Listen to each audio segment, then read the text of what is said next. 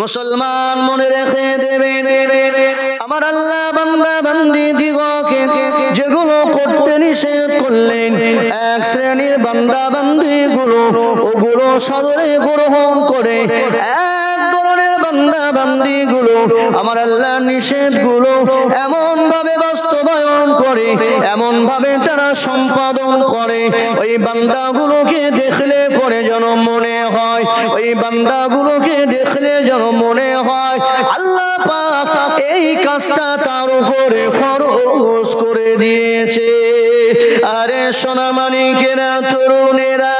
এ নবী পাকের প্রেমিকেরা, আমার আল্লাহ জানিয়ে দিলে, আমার নবী মদিনার কামলিওয়ালা জানিয়ে দিলে, এ আমার উম্মাত উম্মাতি, এ আমার উম্মাত উম্মাতি, মনে রেখে দিও, দুনিয়ায় যত জায়গা রয়েছে সবচেয়ে দামি যে জায়গাটা, ওই জায়গাটার নাম হলো মসজিদ। সবচেয়ে দামি যে জায়গাটা, ওই জায়গাটা হলো যেখানে কোরআন ও হাদিসের দাস দেওয়া হয়, যেখানে সিরাতুন নবী বর্ণনা হয়, যেখানে আল কোরআনের চর্চা হয়, যেখানে কোরআন ও হাদিসে আলোকপাত করা হয়। এ নওজওয়ানেরা, তরুণেরা,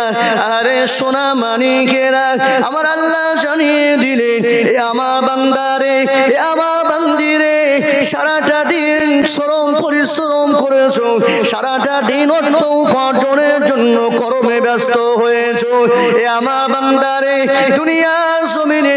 বিভিন্ন ফিতনা ফাসাদে লিপ্ত হয়েছো, তোমার মনটা মলিন, তোমার মনটা বড় খারাপ হয়ে গিয়েছে, তোমার কলিজাটা বড় খারাপ হয়ে গিয়েছে, এ আমার বান্দারে, আমি আল্লাহ পাক আমার ঘর মসজিদ তোমার জন্য উন্মুক্ত করে রাখলাম, তোমার জন্য 24টা ঘন্টা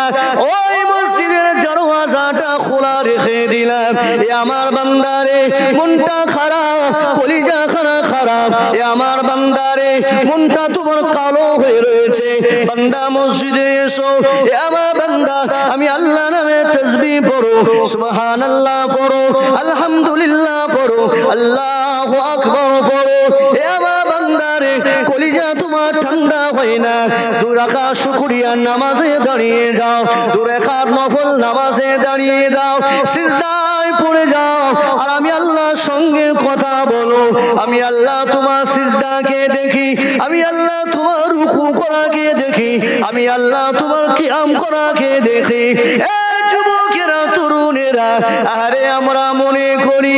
এ যুবক, আজকে যুবকেরা মনে করে যুবকের চলা এলাকা কাঁপে, যুবকের চলায় রাস্তা কাঁপে, যুবকের চলায় জমিন কাঁপে, কিন্তু যুবক তুমি জানো না তোমার চলাতে কি কাঁপে।